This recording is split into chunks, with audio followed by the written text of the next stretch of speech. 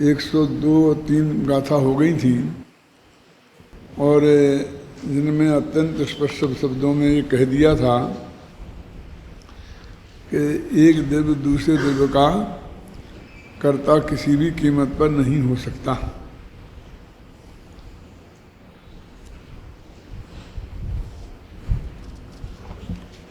अब शिष्य के चित्त में ये प्रश्न खड़ा होता है कि भाई नहीं हो सकता है, नहीं हो सकता है, आप बार बार कह रहे हो, फिर हमने ये होता है ये भी जिनवाणी में पढ़ा है। समय सार के श्रोताओं का सबसे बड़ा जो प्रश्न अथवा मुझमन कि ये क्या है कि हमने पहले जिनवाणी में ही पढ़ा है और आप जैसे गुरुओं ने ही पढ़ाया है कि द्रव्य कर्म का कर्ता आत्मा है, जो जैसा करेगा वो वैसा भरेगा। और इस जीव ने ऐसे ऐसे कर्म बांधे, ऐसा किया, ये सारा वर्णन बहुत विस्तार से हम माँ के पेट से सीख के नहीं आए थे। और अब आप ये कहते हो कि नहीं है,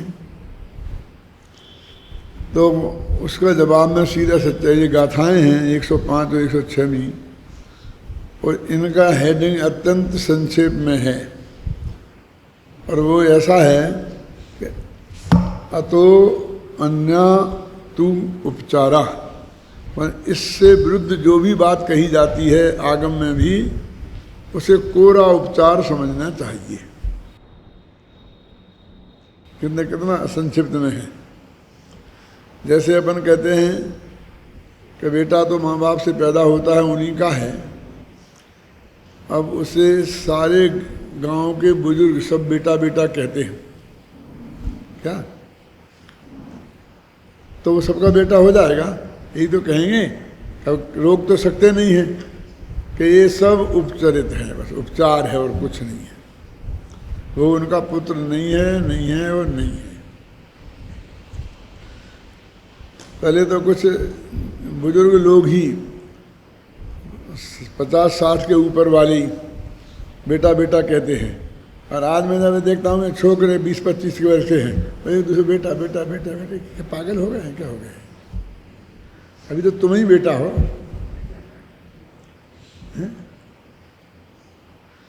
और क्या अपने से 2 वर्ष छोटे कोई बेटा ठोके जा रहे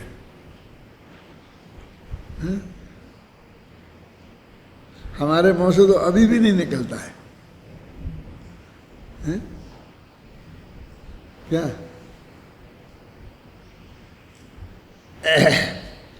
देखो गाथाएं पढ़ते हैं।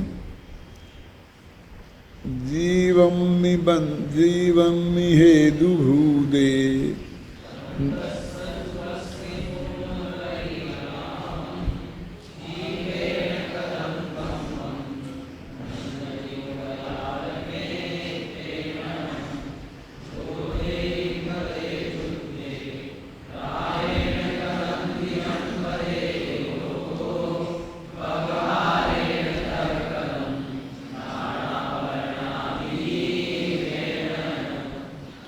कितना, हाँ पढ़ो।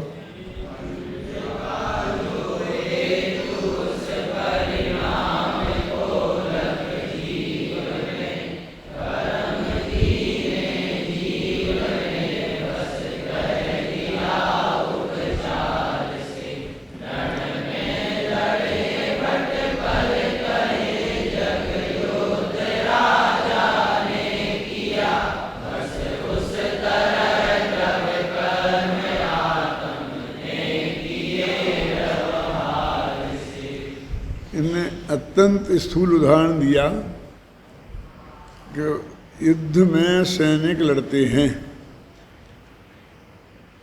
टीका में लिखा है कि लड़ने के परिणाम से परिणमित सैनिक होते हैं।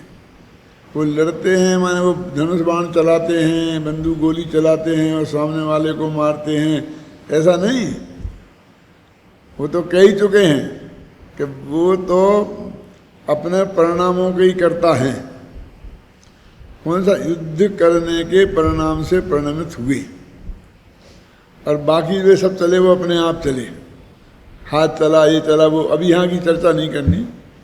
तो कहते उस परिणाम से परिणमित तो कौन होते हैं? सैनिक। और राजा तो उस परिणाम से भी परिणमित नहीं होता है। उस समय जब युद्ध चलता रहता है तब राजा चाय पीता हो, शतरंज खेल रहा हो, मतलब और दूसरे दूसरे परिणामों से उसका परिणाम भी युद्ध की प्रकरण में सोच भी नहीं रहा हो, वो तो आदेश दे दिया अब सेनापति जाएगा और वहाँ पर होगा, वो संभव भी नहीं है ना। अब प्रधानमंत्री और राष्ट्रपति क्या कर सकते हैं? तो कश्मीर पर सीमा पर लगा दी, उन्होंने कह दिया कि भाई कोई इधर गड़बड़ करे तो तुमको अधिकार है उसे रोकने का, गोली चलाने का, जो भी सब। और एक एक अधिकारी के ऊपर ऊपर बटे हुए, कितने नीचे की बात है। तो कहते उस परिणाम से परिणमित नहीं हो रहा, फिर भी राजा ने युद्ध किया ऐसा कहा जाता है। तो ऐसे ही जीव ने कर्म किए एक कहना ऐसा ही उपचार है। कुंद कुंद हर बात को उदाहरण से समझाते हैं। हमारे पिताजी की भी ये आदत थी, उन्हें कोई भी बात किसी को, बच्चों को कहना हो, बहुओं को कहना हो, तो वो सीधी नहीं कहते थे, एक कहानी सुनाते थे, समझे ना। और उस कहानी के माध्यम से ही कहते थे। और कभी कभी तो इतना मामला गड़बड़ हो जाता था कि बहुत इरिटेशन हो जाता था कि सीधा कह देते ना क्या। कुंद कुंद की उनकी शैली एक ही थी, ये नए का नाम नहीं बताते, जैसे ना चाहे नए का नाम बताएंगे, उपचार से कह दिया इनने। लेकिन वो उपचरित नए तो वही तो दो है ना, सद्भूत उपचरित और असद्भूत उपचरित, ऐसा कुछ नहीं कहते हैं। ऐसा वो क्या कहना है, टीकाकार क्या करते यदि वही कह देते सब, तो नए लगा करके कहने के बाद भी बात जितनी स्पष्ट उन्हें करना है वो उतनी स्पष्ट नहीं होती है, इसलिए उदाहरण से कहा जाता है। जैसे स्त्री पुत्र मकान जायदाद रुपया पैसा नगर देश गांव और दुनिया, इन सब को अपना कहना, इनका कर्ता अपने को कहना एक उपचरित असद्भुत व्यवहार नए का काम है। ठीक है। अब इन दोनों में कितना फर्क है, कितना। एक तो सारा हिंदुस्तान मेरा है और ये मकान जिसकी रजिस्ट्री मेरे नाम है, जिसके पैसा मैंने दिए हैं, मेरी आज्ञा के बिना कोई प्रवेश नहीं कर सकता है, वो घर और सारा हिंदुस्तान, ये दोनों के लिए हमारे पास एक ही नए हैं। मगर अपनी भाषा भी इतनी कमज़ोर है, हिंदुस्तान हमारा है और ये घर हमारा है और पत्नी हमारी है और बच्चे हमारे हैं और शरीर हमारा है, हमारे पास एक हमारा शब्द है बस। तो इनमें कितनी दूरी है, कितना फर्क है। अपने घर को बेचकर हम अपना कर्जा चुका सकते हैं, भविष्य के और काम कर सकते हैं, आजीविका कर सकते हैं, धंधा पानी कर सकते हैं, और हिंदुस्तान को बेच के थोड़ी कर सकते हैं। दोनों में फर्क कितना है ना। लेकिन हमारे पास एक ही नए के खाते में हमने डाल दिए। अब उन नयों में भी किसका वजन कितना कम ज़्यादा है, ये बताने के लिए आचार्य क्या करें। और नया नाम रखें, एक नया नए बनाएं, तो तुम्हें इतने ही नए पढ़ने में तो पसीना छूट जाता है।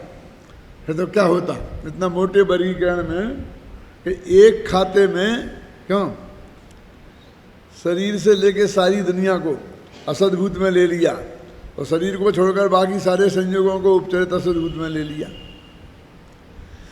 तब भी तो इतने नए बन गए। और यदि एक देश को अलग नए बनाते, फिर प्रांत का अलग नए बनाते, फिर जिला का अलग बनाते, फिर जयपुर नगर का अलग बनाते, क्यों? तो उसके अंतर जो तारतम्य बताना है, ख्याल में है ना, उसके अंतर के जो तारतम्य बताना है, वो बताने के लिए भी उदाहरण का प्रयोग कर दिया। ख्याल में है ना कि भैया ये उपचार तो है, लेकिन उपचार तो उन नौकरों में भी होता है जब हम सीधी आज्ञा देते हैं, जाओ 1 कप चाय लाओ, 1 गिलास पानी लाओ, और वो दौड़ के जाता है। ख्याल में है ना, उसमें और एक सैनिक बॉर्डर पे लड़ रहा है और राजा वहाँ बैठा है और भाव से पढ़, उसमें कितना अंतर है?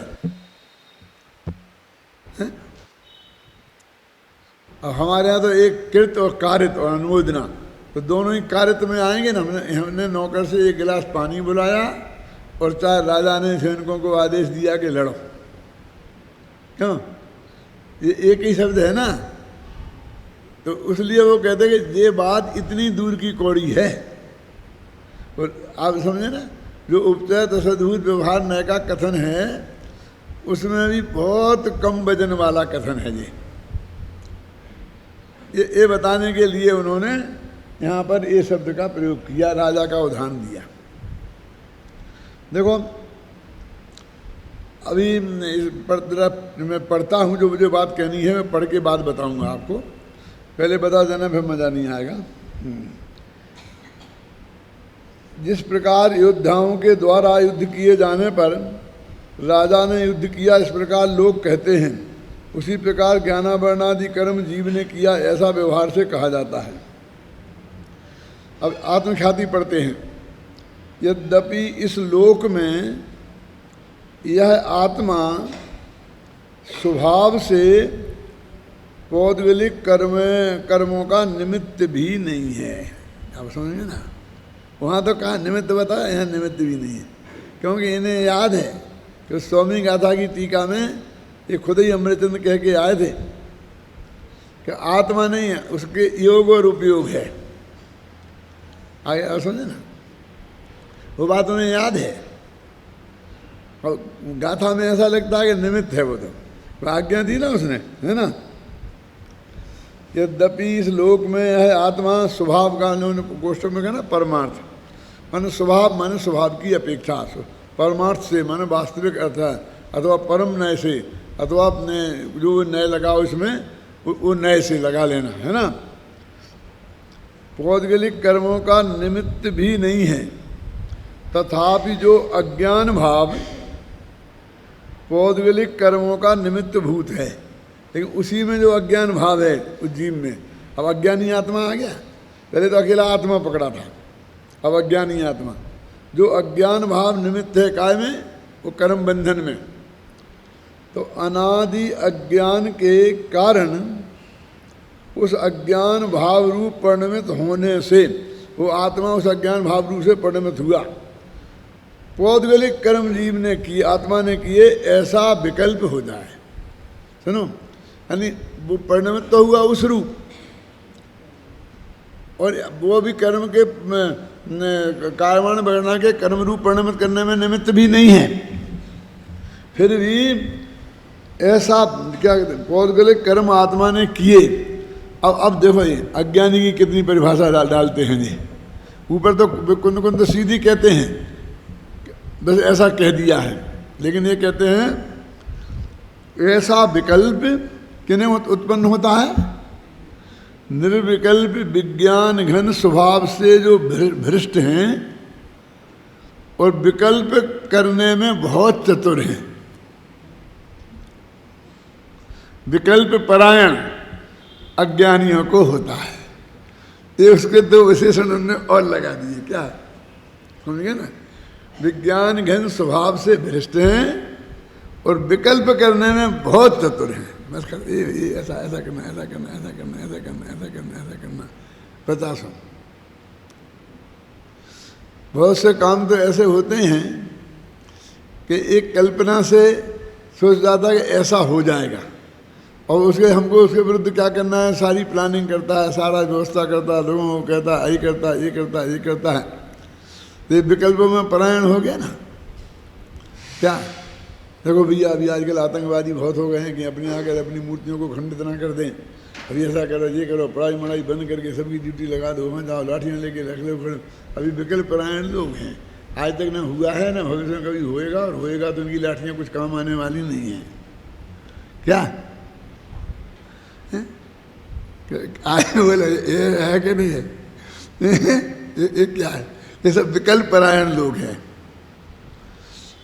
ऐसा अपने यहाँ एक दफे हुआ था, आपको मालूम है अजित भाई, कि जब बहुत ही ज़्यादा वातावरण खराब था तो सब ऐसा करो ऐसा करो ऐसा करो, लड़कों में जरा भाषण दिया, समझाया सावधान रहना है, तो जोश आ गया, हम ऐसा करें, जान की बाजी लगा देंगे, लेकिन ऐसा नहीं करने देंगे, ऐसा नहीं करने देंगे, और एकदम पढ़ाई छोड़ छाड़ करके सब चौकीदार बन गए।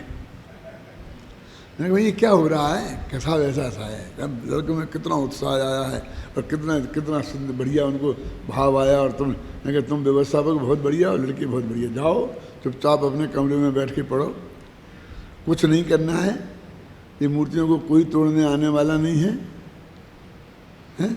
आएगा तो तुम्हें से कुछ होने वाला नहीं है, और यदि तुम कहते हम जान की बाजी लगा देंगे, हाँ ये तो कर सकते हो, बनियों से मारने का काम तो नहीं हो सकता, लेकिन मरने का तो हो सकता है। क्यों? लेकिन हमें इस कीमत पर घबराना नहीं, बहुत कठोर बात कह रहा हूं, इस कीमत पर इन मूर्तियों को नहीं बचाना है। क्या गए, शर्म नहीं आती तुम्हें? ये कैसा पंडित है, क्या सोचता है? क्यों? हम तो पहाड़ों को भी इस कीमत पर बचाने को तैयार हैं, हम तो नदियों को भी इस कीमत पर बचाने को तैयार हैं। क्यों? कि मैंने कहा हमको नहीं बचाना है। क्यों? कि बेटा ये मूर्ति खंडित हो जाएगी तो इससे बढ़िया मूर्ति मोहल्ले में हम बनवा कर और द्वारा पंच कल्याण की प्रतिष्ठा कराएंगे, तो और भावना के साथ में इसको विराजमान कर लेंगे, क्या फर्क पड़ता है। लेकिन बेटा तुम मर गए तो तुम्हारे बाप को क्या जवाब देंगे? जैसे 5 साल पढ़ा करके हमने तैयार किया है, एक विद्वान बनाया है, क्यों? और एक वो मर गया तो फिर दूसरा एक मिलेगा नहीं, कच्चा माल हमें, और उसके साथ हम इतनी मेहनत करने के लिए 5 साल जिंदा रहे कि नहीं रहे, वो बना कि नहीं बना उसका क्या पता। और ये तो 6 महीने में बन जाती है, और ऐसे तो कोई भी बना लेगा। हमारा सबसे कमज़ोर विद्यार्थी जिसे कुछ नहीं आता है, वो भी बना के बड़ा मूर्तियाँ बनवा करके पंचकल्याण प्रतिष्ठा करा करके 50,000 मूर्तियाँ विराजमान कर देगा। क्या है उसमें? उसमें कोई अकल मखल की तो ज़्यादा ज़रूरत होती नहीं है, है? क्यों? सचमुच लोगों को बस चले तो मुझे गोली मार दें कि कैसा पंडित है, लेकिन ये जो मैंने आपको कह रहा हूँ ये मेरा बिल्कुल पक्का और सच्चा विचार है। यदि इसकी सजा यही है तो कर दो, लेकिन ये चेतन मूर्ति हैं, ये भगवान आत्मा हैं, जिन्होंने ये मुश्किल से आते हैं, कोई ऐसा आसान है क्या? ये करोड़पतियों के बच्चे तो आते ही नहीं बेचारे, ये तो सब धंधे पानी में अपनी ज़िंदगी बर्बाद करने का ही लिखा के लाए हैं, उसका ही लिखा के लाए हैं?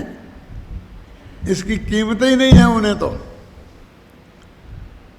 मैं सब गुजरातियों से कहता हूँ,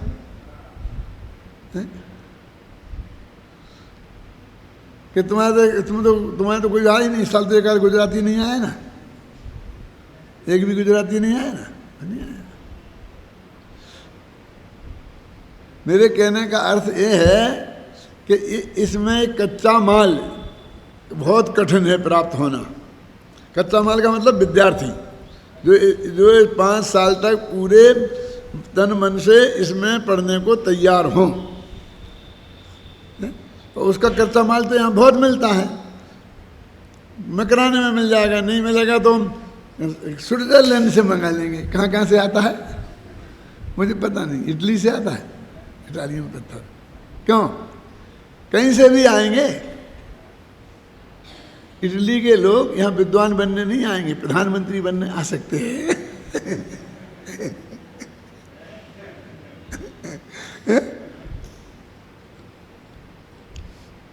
क्यों? वे तो बड़ी पोस्ट पे ही आएंगे ना, भगवान बनने ही आएंगे ना, वो पत्थर तो भगवान बन के ही बैठेगा ना यहाँ का, है? तो किसकी तुमने कीमत ज़्यादा की? किसकी कीमत ज़्यादा है वास्तव में? एक सच्ची घटना मैं आपको सुनाता हूँ, बहुत मार्मिक है। इतिहास में सुरक्षित भी हो जाएगी। फतेहपुर में पंच कल्याणक था और हम लोग बाबू भाई के मकान में ठहरे थे, नया नया उन्होंने मकान बनाया था, तो हमारे बगल के ही कमरे में साहू जी ठहरे थे, साहू शांति प्रसाद जी। तो बगल अगल में ठहरते हैं तो फिर बातचीत का ज़्यादा मौका मिलता है ना। तो तब अपनी बाल पाठमाला, विद्या विज्ञान पाठमालाएँ निकली थी और वो उनने वहाँ पढ़ी तो उन्हें इतनी पसंद आई कि उन्हें 25,000 छपाकर सब जगह बांटी और उसमें अपनी तरफ से एक पेज जुड़वाया और जिसमें ये लिखा कि मैं सारी समाज से अपील करता हूँ कि बहुत अच्छी किताबें हैं, इनको अपने बच्चों को पढ़वाएं, पाठशाला में पढ़वाएं, स्कूलों में कोशिश करें। वो अभी भी अपने उसमें लगा होगा। सबसे पहली जो तीर्थंकर महावीर की किताब है ना, पहला एडिशन, उसमें वो प्रकाशकी में छपा है, कभी देखना हो तो देख लेना। फिर उनने एक बार कहा, पंडित जी साहब हम आपसे एक निवेदन करते हैं। मैं कैसा फरमाओ? कि देखो महासमिति अभी 25वां निर्माण महोत्सव चल रहा था ना, निर्माण समिति है, इसके लिए बहुत पैसे की भी बहुत ज़रूरत है। यदि आप जैसे विद्वान कुछ थोड़ा सा सहयोग करें तो हमारी ये समस्या हल हो सकती है। इसलिए मेरा निवेदन आपसे है, मैंने क्या जवाब दिया था वो आपको सुनाना है और उनने फिर क्या जवाब दिया था वो भी सुनाना है, और वो इतिहास में सुरक्षित रहे, मैं ये भी चाहता हूँ, इसलिए भी सुनाना है। मैंने कहा, साहू जी आप जैसा आदमी यदि 1 करोड़ रुपए चाहिए आपको इसके लिए, तो 1 सेकंड में विकल्प आए आपको और पेन निकाल के एक चेक पे साइन करके दे दो तो 1 सेकंड में 1 करोड़ दे सकते हो और आपको कोई फर्क नहीं पड़ेगा। आपकी रोटी दाल में फर्क नहीं पड़ेगा, कोई कल कारखाना बंद नहीं हो जाएगा। कहाँ बात तो ठीक है। और हम जैसे 10-20 लोग लग जाएं, वो आज से सन 74 में 1 करोड़ रुपया बहुत होते थे, आज तो 50 करोड़ इकट्ठा करना आसान है, लेकिन उस वक्त 1 करोड़ बहुत मुश्किल थे। हम 10 पंडित सारी जिंदगी लग जाएं तो 1 करोड़ रुपये इकट्ठा नहीं कर पाएंगे। और आपको 1 सेकंड के विकल्प की जरूरत है, कोई फर्क नहीं पड़ना है। उस काम में आप विद्वानों को लगाना चाहते हैं। जो काम हम कर रहे हैं तुम जैसे 100 सेठिया मिलके नहीं कर सकते, ये कहा बहुत स्पष्ट शब्दों में। ये शास्त्र लिखोगे तुम, ये पढ़ोगे, ये पढ़ा सकते हो। हमारे काम करने वाले रेयर हैं और तुम्हारे जैसे काम करने वाले गली गली में बैठे हैं और बहुत तेजी से वो कुकुरमुत्ते जैसे उग रहे हैं। हर साल 10-5 हजार करोड़पति पैदा हो जाते हैं हिंदुस्तान में। समझ में आई कि नहीं आई? हो जाते कि नहीं हो जाते? जो काम आप लोग चुटकियों में कर सकते हो, एक मीटिंग में बैठो 7 करोड़पति और फटाफट 25 लाख लिखाओ, खत्म। तुम 10 पंडितों की जिंदगी बर्बाद करना चाहते हो। उनका कच्चा मटेरियल मिलना कितना मुश्किल है। और एक करोड़पति बनने की इच्छा वाला कच्चा मटेरियल गली गली में भरा पड़ा है। क्यों? तुम बुलाओ तो हम तुम्हें करोड़पति बनाने की विद्या सिखाएंगे। क्यों? उन 2-2 लाख 5-5 लाख रुपया घूस देकर भर्ती करने को तैयार हैं। क्यों? ये जो आजकल हुआ है ना कि गवर्नमेंट ने एड देना बंद कर दिया है, ये सबसे ज़्यादा नुकसान तो अपने धार्मिक विद्यालयों को हुआ है। क्योंकि वे विद्यालय जिनमें वो विद्या पढ़ाई जाती थी, इंजीनियरिंग डॉक्टरी की, वो तो अपने दम पे चलने लग गए। एक विद्यार्थी, उनके माँ बाप 10-10 लाख रुपया देने को तैयार हैं। उन्हें अब गवर्नमेंट की एड की जरूरत ही नहीं है। लेकिन ये विद्या के लिए हमको 25-30 हजार रुपया साल खर्च करना पड़ता है हमें, तब विद्यार्थी मिलते हैं। समझ में आया ना? अंतर समझ में आया कि नहीं आया? यदि यहाँ से निकले हुए विद्यार्थी को 1 लाख रुपये महीने की गारंटी हो तो हमें आप लोगों से 30,000 नहीं मांगने पड़ेंगे। ये विद्यार्थी आएंगे और 5 लाख हमको पहले देंगे कि भर्ती कर लो इसे। क्या समझ में आया? क्यों? तो इनको जो ऐड मिलती थी, मरे तो ये बंद तो ये होंगे, क्यों बेकार को बंद होने वाले हैं, और उनने किए इसके लिए हैं कि अब जरूरत ही नहीं है, शिक्षा की इतनी कीमत हो गई। कल मैं महावीर स्कूल में गया था परसों, वहाँ भी मैंने एक कहा था कि एक दिन ऐसा था कि माँ बाप 5 रुपया फीस के नहीं दे सकते थे, और न उनके पास पैसा था, और था तो पढ़ाई के प्रति इतनी महिमा नहीं थी। और आज लोगों के पास पैसा हो गया और पढ़ाई की इतनी महिमा हो गई कि मकान बेच के भी बेटे को पढ़ाना चाहते हैं, वो विद्या जिसमें 1-2 लाख रुपए महीना तनख्वाह मिलेगी, क्यों? और अमेरिका के राष्ट्रपति को ये बोलना पड़ा कि तुम लोग पढ़ना पढ़ो, अमेरिकन लोग नहीं, सारे इंडियन के आगे तुम्हारे ऑफिसर बन जाएंगे और तुम्हें झाड़ू लगाने का काम मिलेगा, क्यों? अब वो विद्या और दूसरी ये विद्या, अध्यात्म विद्या। अब इस विद्या को विद्यार्थी मिलना कितना कठिन है, प्रतिभाशाली विद्यार्थी मिलना, क्यों? और अब हमने मना के तैयार किया 5 वर्ष में, तो 5 वर्ष में 1.5 लाख में विद्वान बन गया। वो 1.5 लाख का है। अरे भैया, अब तुम 1.5 लाख 5 साल बाद वो खत्म हो जाए, फिर 1.5 लाख दे के ले आओ कहीं से, फिर 5 साल लगेंगे, वो कच्चा लड़का कहीं मिलेगा तो, क्यों? वो समझ में आ गया कितना फर्क है? मैंने कहा, बिल्कुल आंख बदल के कहा साहू जी से कि आपका क्या थिंकिंग है, आप क्या सोचते हैं? मेरी तो प्रतिज्ञा है, ये प्रतिज्ञा करके मैं आया हूँ जयपुर कि मैं किसी से एक शब्द भी नहीं बोलूँगा ऐसे। यदि तुमको पैसा इकट्ठे करने वाला पंडित चाहिए तो दूसरे को बुला लो। मैं प्रतिज्ञा करके आया हूँ, मेरे संस्था के सब लोगों ने माना है कि आपको ये काम नहीं करने का, और आप मुझे बोल रहे बता रहे हैं। सच बोलता हूँ, मैं हाथ जोड़ के माफ़ी मांगी। महाराज ने उनने कहा कि नहीं पंडित जी, आप तो वही काम कीजिए, ये काम हम ही करेंगे, हम करेंगे। अब मैंने कहा तो कहा, अब मैं किसी से नहीं कहूँगा। ये बोलता हूँ, मैं बोल रहा हूँ, टीवी पे जा रहा है, टीवी पे आएगा, सारे देशों 10,000 लोग देखेंगे, कोई फैक्ट है, सच्ची बात है, समझे ना? बिल्कुल। मैंने कई लोगों को बताई, गुरुदेव को भी बताई ये बात, सब लोगों को बताई कि ऐसा ऐसा मेरे से बोलते थे और मैंने ये जवाब दिया। उन्होंने कहा बहुत ठीक जवाब दिया, बहुत बढ़िया की, सच्ची बात है। तो सवाल, ये जवाब सिर्फ उनको ही नहीं था, ये सारी समाज के लिए जवाब है। जितने लोग जाने उन सबके लिए ये जवाब है। विद्वानों का काम, विद्वानों का उपयोग ऐसे काम के लिए होना, इससे बड़ा दुरुपयोग और कुछ नहीं हो सकता। क्या किसी को डॉक्टरी में पढ़ा है और बार डॉक्टरी हार्ट का स्पेशलिस्ट हो गया है, बढ़िया से बढ़िया ऑपरेशन करता है, और उससे वो बंद करवा के, क्यों, और उसे चंदा चिट्ठा लेने भेज दो, क्यों? तो आप क्या कहोगे? पढ़ाई डॉक्टरी क्या को पढ़ाई, यही कराना था तो ये तो 4th क्लास पास भी कर लेता। ये काम करने के लिए तो पढ़ाई भूलना पड़ती है, क्यों?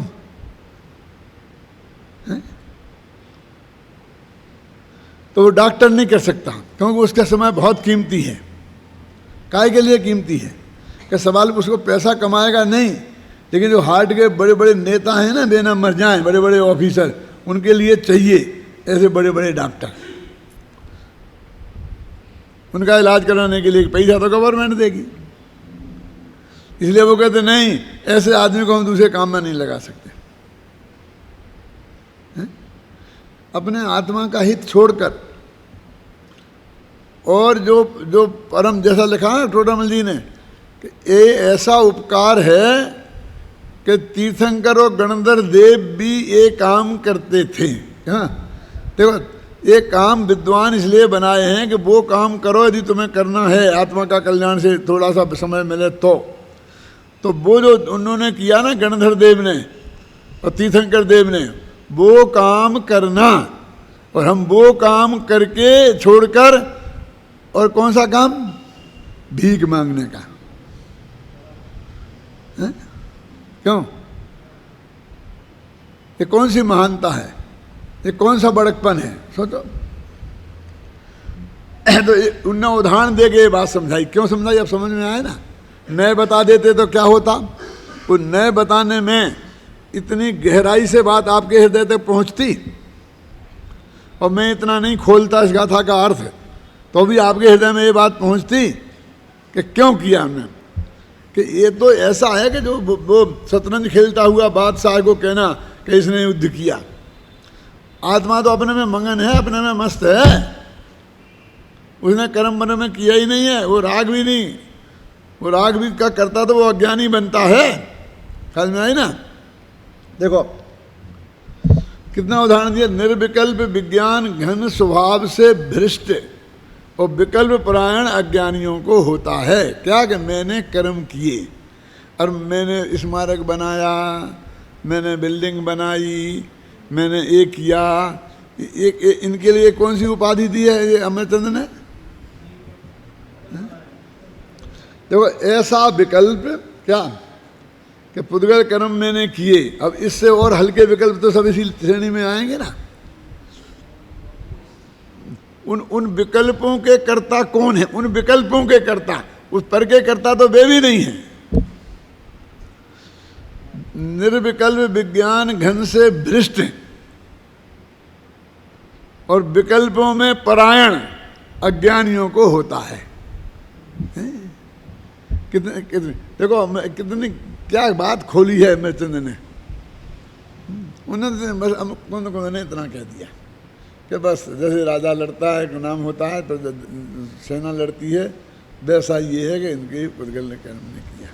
लेकिन उनका अर्थ खोलने में देखो एक जगह और ऐसा है कि उन्होंने कहा कुंद ने कि शुभोपयोग जुत्तो सज्ञ सुहम, शुद्धोपयोग जुत्तो निर्वाण सुहम और शुभोपयोग जुत्तो सज्ञ सुहम पावधी।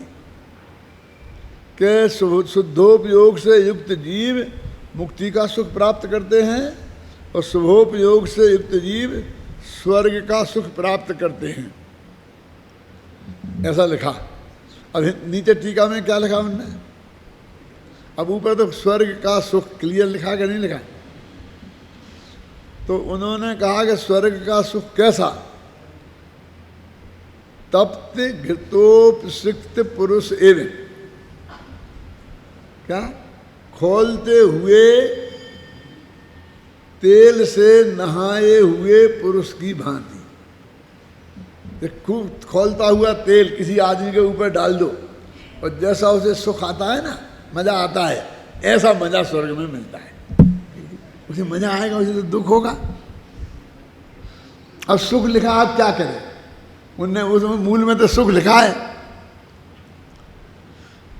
मैंने उस उदाहरण को जरा और इलाज किया कि जैसे पुड़ी अब खोलते हुए घी में डालते हैं ना तो एकदम फूल के कुप्पा हो जाती है और एकदम नाचती है। देखिए कभी पुड़ी बनती है ना, पुड़ी नाचती देखे ना। तो फूल के कुप्पा हो जाना और नाचना ये तो अपने सुख के लक्षण है ना। सुखी लोग करते हैं ना ऐसा। तो जैसे वो पुड़ी फूल के कुप्पा हो गई और नाच रही है ना, ऐसे ही ये लौकिक सुख में नाचने वाले लोग, फूल के कुप्पा होने वाले लोग ऐसा सुख प्राप्त करते हैं जैसा उस पुड़ी को हो रहा है। अमरचंद ने प्रवचन सार में ये 7वीं 8वीं गाथा में उधर लिखा है, देख लेना, उसके करीब करीब होगा। अज्ञानियों को होता है और वह विकल्प मात्र उपचार है, परमार्थ नहीं है। मात्र उपचार है, बस सच्ची बात नहीं है। वो कहते हैं वो कर्म आत्मा ने किए जो ऐसा विकल्प उन्हें हुआ है वो अज्ञानी बस जिस समय वो अज्ञानियों की पहचान है। अब अकेले कर्म किए ज्ञानावरणादि कर्म, अब वो तो कारमान बगड़ा है, कर्म रूप परिणत होती है। तो किसने देखी गोमरसार पढ़ा हो तो वहाँ से पढ़े, ऐसे तो कौन मानते हैं। अब वो तो अत्यंत नज़दीक है ना, तो उसमें तो वास्तव में वो कारमान शरीर है, इसलिए अनुपचय तो सद्भूत व्यवहार नहीं लगेगा वास्तव में, तो है ना। लेकिन ये जो बाहर के सारे काम हैं तो अब यहाँ एक तरीके से उनने उपचार है कह के हमने कह दिया कि जो उपचय तो सद्भूत व्यवहार न है। लेकिन उपचार ये ऐसा नहीं है, वो नए तो वो ही लगाना जो लगता है वहाँ। आप समझे ना, ये उपचार है, ये बस औपचारिक। जैसे मैंने कहा ना कि सारा गांव बेटा कहने लग गया है, वो सारे गांव को चाचा कहने लग गया है। अब बाप का एक भी भाई नहीं है, अकेला ही है, लेकिन सारा गांव चाचा, मुसलमान भी चाचा। और आजकल तो ये बहुत विकल्प परायण नहीं, व्यवहार परायण कहते हैं। ये तुम्हारे चाचा हैं क्या? हाँ, ये दाढ़ी वाले मुल्ला जी क्या? हाँ, सारा गांव इन्हें चाचा ही कहता है। हम तो जन्म से पैदा से चाचा कहते आए। क्या होता क्या नहीं होता? लेकिन वो बिल्कुल ऐसा ही उपचार है, वो कहते हैं। इतनी दूर की बात है। यदि कोई कहे कि यह किस प्रकार है तो उससे कहते हैं उदाहरण कि जिस प्रकार युद्ध परिणाम में स्वयं परिणमित होते हुए योद्धाओं को, देखो राजा नहीं, योद्धा युद्ध परिणाम से परिणमित हो रहे, युद्ध वे कर रहे, ये बात भी नहीं है। उन्हें बंदूक चलाई, ये बात भी नहीं है।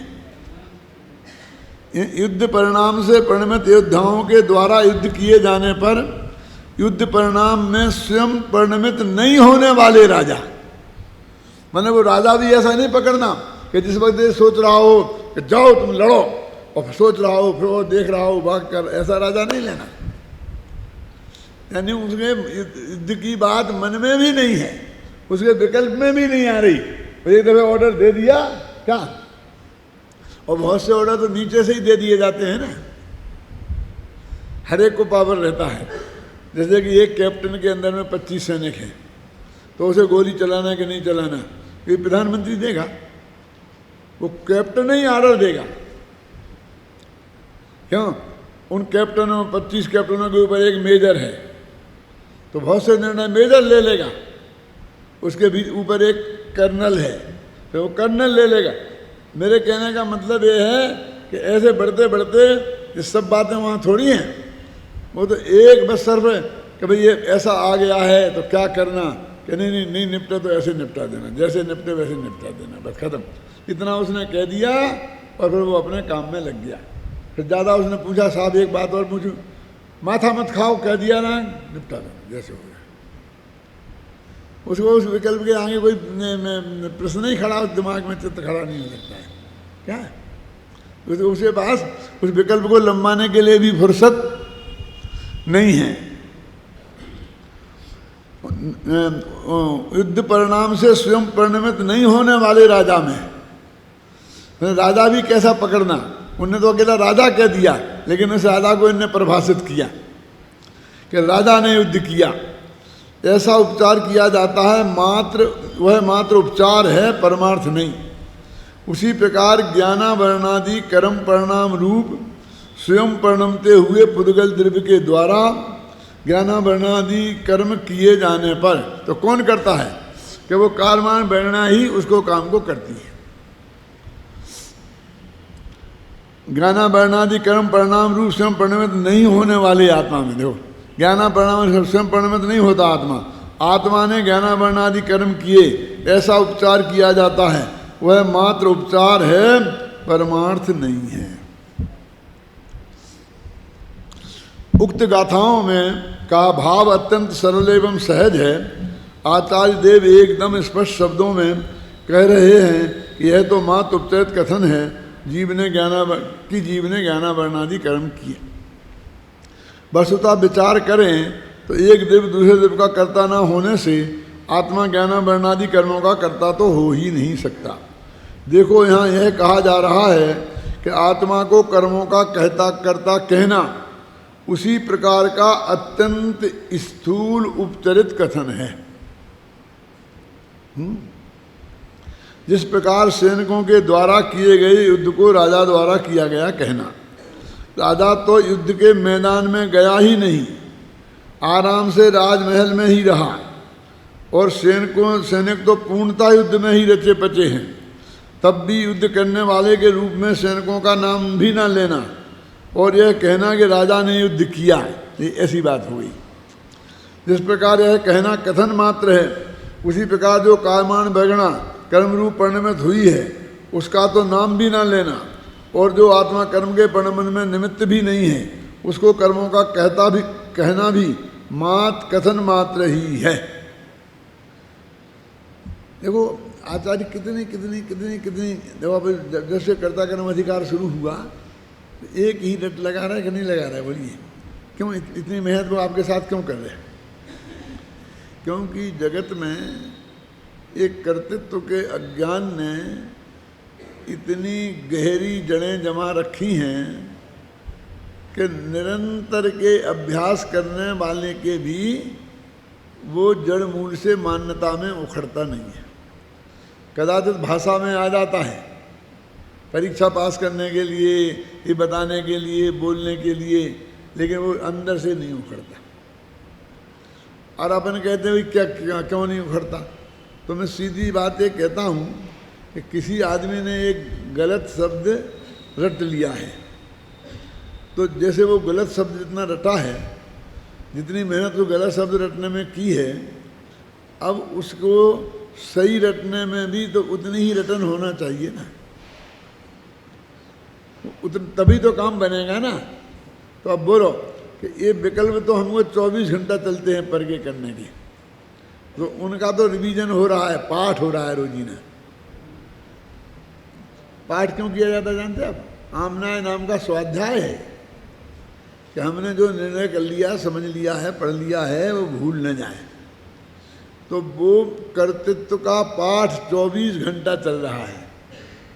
और अकर्तृत्व की बात कदाचित थोड़ी बहुत यहाँ सुनी हैं, तो ये इतने दिन से सुनते आ रहे आप, इसलिए कदाचित सुनने में कोई विरोध भाव खड़ा नहीं होता है। लेकिन जो पहली दफे सुनता है उसको तो अंदर में बहुत तीव्र विरोध भाव खड़ा होता है कि ऐसे ही कहेंगे तो कोई काम ही नहीं करेगा, फिर काम ही नहीं करेगा तो देश का काम कैसे होगा, फिर आलस का पोषण करेंगे, ये करते ही नहीं हैं और जैसे ही नहीं किया, और जिसने जो किया है उसको तो स्वीकार करना चाहिए। ये कृतज्ञ लोग हैं क्या? ये तो कृतज्ञ लोग हैं, ये ऐसा मानते ही नहीं हैं, क्या ख्याल में आए ना? उसको ऐसा भाव आएगा। वो आचार्य कह रहे भैया जी हमारा पक्ष थोड़ी है, तो वस्तु स्वरूप का पक्ष है। हम तो सिर्फ इतना ये कह रहे हैं कि अग्नि का स्वभाव जलाना है, जरा दूर रहना। और तुम कहते हैं अग्नि को बदनाम करते हो, अग्नि नहीं होगी तो रोटी कैसे सकेगी, अग्नि होगी तो चाय कैसे बनेगी, और तुम अग्नि के गीत गाने लगते हो। रोटी भी अग्नि ने बनाई है, चाय भी अग्नि ने बनाई है, और कितने कितने काम अग्नि किए हैं, तुम्हें पता तो कुछ है नहीं हैं, और बस ठोक दिया कुछ नहीं होगी। उसने क्या अग्नि जलाती है, अग्नि जलाती है तो रेलवे के इंजन में कितना कोयला डालते हैं और आग लगा देते हैं तो इंजन जल जाए। और उसी डब्बे में एक बीड़ी सिगरेट पी के फेंक देते हैं और डब्बा जल जाता है। क्यों? यदि अग्नि के जलाने से कोई जलता होता तो इंजन जल जाना चाहिए था और डब्बा नहीं जलना चाहिए था। क्यों? लेकिन जिसमें जलने का स्वभाव है वो जलता है, अग्नि तो निमित्त मात्र है, ख्याल में नहीं ना। और जिसमें नहीं जलने का स्वभाव है वो नहीं जलता है। यदि अग्नि सभी पदार्थों को जलाने की सामर्थ्य रखती होती तो रेल का इंजन बन नहीं सकता था। क्यों? कि जब भी उसमें अग्नि डाल के तपाते वो पिघल के अलग हो जाता। यानी कुछ पदार्थ जगत में ऐसे हैं, क्यों, कि जो अग्नि से नहीं जलते हैं। जैसे अभ्रक बोलते हैं, वोडल अभ्रक क्या बोलते हैं अंग्रेजी में, क्या बोलते हैं, जो भी समझ लो आप वो। अब देखिए आपने, अच्छा अभ्रक को छोड़ दो, आपने कोई और पदार्थ देखा है ऐसा कि जो अग्नि के जलाने पर जलता नहीं है? जरा 2 मिनट सोचो। अभी तो अभ्रक के अलावा तो हमारी समझ में कोई दूसरा आया नहीं, वैज्ञानिकों से पूछना पड़ेगा। अब मैं बोलता हूँ कि ऐसा कौन पदार्थ है कि जिसमें ऐसे परमाणु नहीं हैं जो नहीं जलते हैं। इस किताब को आप जलाओ तो जल करके जो राख बची रहेगी वो क्यों नहीं जल गई? यानी इसमें भी वो नहीं जलने वाले परमाणु हैं शांतिलाल जी, समझ में आए कि नहीं हैं? कपड़े में भी हैं। अब दिमाग दौड़ाओ, हैं? ये तो तुम्हारी ब्रंच है, इसे भी जलाओगे तो कुछ राख बचेगी कि नहीं? और अपने यहाँ पुराने ज़माने में आग को सुरक्षित रखते थे, क्योंकि माचिस की भी इतनी बढ़िया सुविधा व्यवस्था नहीं थी। तो आग को रखने के लिए उसके कंडे में को लगा देते थे आग में, और ऊपर से राख से दाब के रख देते थे। क्यों राख से क्यों दाबा? कपड़ों से दाब दो ना। तो राख वो नहीं जलने वाले परमाणुओं का नाम राख है। अब आपके घरों में वो राख मौजूद है, आप नहीं जानते कि हमारे घरों में भी नहीं, अग्नि से नहीं जलने वाले परमाणु मौजूद हैं। अब तो तुम्हारे सब जगह दिखाई देने लगेंगे तुम्हें। क्यों? जो जो चीज़ें जली हैं वहाँ वहाँ जो बिना जला रह गया बचा है बाद में, वे परमाणु उसमें से ही थे ना, और वे नहीं जलते। तो जगत में नहीं जलने वाले पदार्थ भी हैं और जलने वाले पदार्थ भी हैं। तो जिनमें जलने का स्वभाव है अग्नि उनको जलाने में निमित्त है, और जो जिनमें जलने का स्वभाव नहीं है निमित्त क्या करना, कुछ कर ही नहीं सकता है। वो तो उपादान में ऐसे जलने की योग्यता हो तो वो जल जाता है। अब देखो उसी समुद्र में वो पेट्रोल है जो कितने जल्दी आग पकड़ता है, और वही समुद्र उस पानी से भरा है कि जिस पानी में आग बुझाने के काम आता है, आग कभी लगती नहीं है। अब वो एक ही जगह है जमीन में नीचे, द्वारका है ना अपनी गुजरात के पास, वो द्वारका के नीचे बहुत तेल निकल रहा है। जब अपन कहते हैं ना कि जब वो द्वारका जली थी तो उस पर पानी डाला बुझाने के लिए, तो वो घी जैसा जलने लगा। अब मुझे ऐसा कैसे हो सकता है, ऐसा कैसे हो सकता है? कभी नेमिनाथ ने कहा है, भी मान लो नेमिनाथ ने कहा है, कौन से शास्त्र में लिखा है, निकालो निकालो। अब भैया वे वहीं वो तेल निकल रहा है, उनने कोई 2 लोटा पानी उठा के तो डाला नहीं होगा। इतनी बड़ी आग में उनके पास भी मशीनें होंगी, तो उन्होंने वो लगा के समुद्र में और डाला होगा तेजी से। तो वो जो नीचे मशीन लगाई वहाँ तेल का कुआं होगा, अंदर चली गई होगी ज़्यादा गहराई में, अरे वहाँ तेल के कुएं में वो लग गई, और तुमने जोर से मशीनों से सारी द्वारका में छिड़क दिया। बोलो किसने चलाई द्वारका? अरे निमित्त है तो वो जो वो हैं कि जिनने वो बुझाने की कोशिश करी जिनने वो बुझाने की कोशिश करी, वो पेट्रोल वो वही है ना। आप जानते हैं वो द्वारका में पानी में डूब गई, और आज 500 मीटर नीचे, आधा किलोमीटर 1 किलोमीटर नीचे द्वारका नगरी पूरी समुद्र में है। राजमहल तक दिखते हैं, कहते हैं वहाँ। माने वो दरिया में इतना पानी बढ़ गया कि 500 मीटर पानी बढ़ गया, तो वो किनारे से दूर दूर द्वारका थी ना अंदर को, वो बाहर निकल आई, सब चली गई, खत्म हो गई। अब द्वारा बस्ती बसी। तो हमारे यहाँ था द्वारका थी, हमारे उसमें महाराज थे, कृष्ण थे, नेमिनाथ हुए थे, तो हमने उस समुद्र के किनारे एक दूसरी द्वारका बना ली। इधर कोई थी ना, है तो वो अंदर में 4, 5, 10 किलोमीटर भीतर और 500 मीटर नीचे, समझिए ना। और हमने इधर बना ली, तो इसको द्वारका समझने लगे। ऐसे भारत छोटा हो गया, कहीं इतना होगा 500 आदमी 500 धनुष का होता था, कहाँ रहता होगा? तो जमीन में हो गया ना चारों तरफ। ऐसा खुदा ना खास्ते ऐसा हो जाए कि पूरी बम्बई पानी में डूब जाए और 1 किलोमीटर ऊंचे तक पानी आ जाए, तो क्या होगा? ये सब महलें अंदर में खड़ी बने रहेंगे, और फिर क्या करेंगे? बम्बई इधर को थी पश्चिम की तरफ, तो जो वो किनारा आएगा ना, उस किनारे पे हम न्यू बॉम्बे बसा लेंगे। अभी बसा लेंगे न्यू बॉम्बे, और न्यू की न्यू बॉम्बे हो जाएगी, बम्बई नाम से ही बसा लेंगे। ख्याल में नहीं है? ऐसा चलता रहता, दुनिया का स्वरूप ऐसा है। ये तो उसमें क्या फ़र्क है? यहीं जलने वाले परमाणु हैं, नहीं जलने वाले परमाणु हैं, यहीं बंधने वाले परमाणु हैं, नहीं बंधने वाले परमाणु हैं। आत्मा उसमें क्या करे? आत्मा उनका करता धरता नहीं है।